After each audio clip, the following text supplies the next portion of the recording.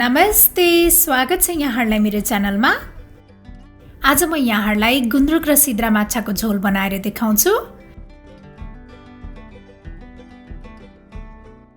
यसरी गुन्द्रुकमा सिद्रा माछा राखेर बनाउँदाखेरि चाहिँ एकदमै मिठो स्वाद आउँछ। गुन्द्रुक र सिद्रा माछाको झोल बनाउनको लागि मैले कराई बसालिसकेको छु। मैले यसमा तेल राखेँ। त्यसपछि अब यो सिद्रा माछालाई चाहिँ एकैछिन फ्राई गर्नुपर्छ।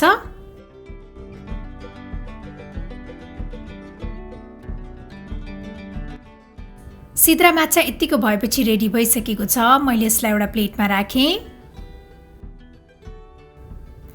त्यसपछि अब यसमा मेथी फुराउने।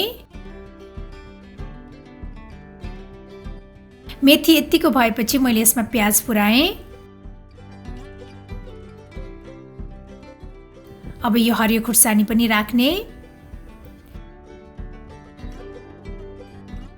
प्याजलाई एकैछिन भुटिसकेपछि मैले यसमा यो आलु पनि राखेँ।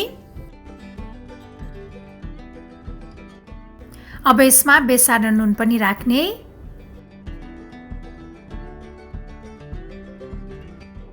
र अब यसलाई कभर गरेर यो आलुलाई एकैछिन पकाउने।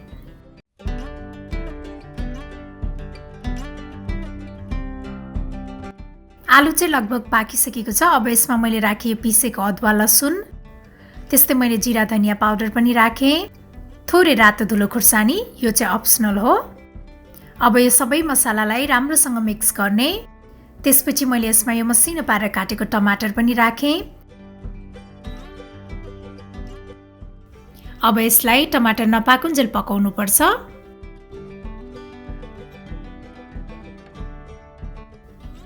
हाम्रो यो टमाटर पनि पाकिसकेको छ। अब यसमा मैले राखेँ गुन्द्रुक। मैले चाहिँ तोरीको गुन्द्रुक लिएको छु। अब यो गुन्द्रुकलाई पनि एकैछिन भुट्नुपर्छ। त्यस्तै मैले यो सिद्रा माछा पनि राखेँ। अब यो सबैलाई एकैछिन भुट्ने।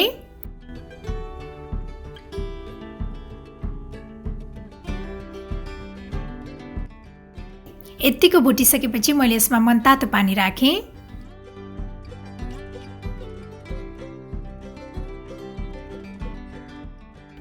अब यसलाई चाहिँ राम्रोसँग उम्लिन दिनुपर्छ।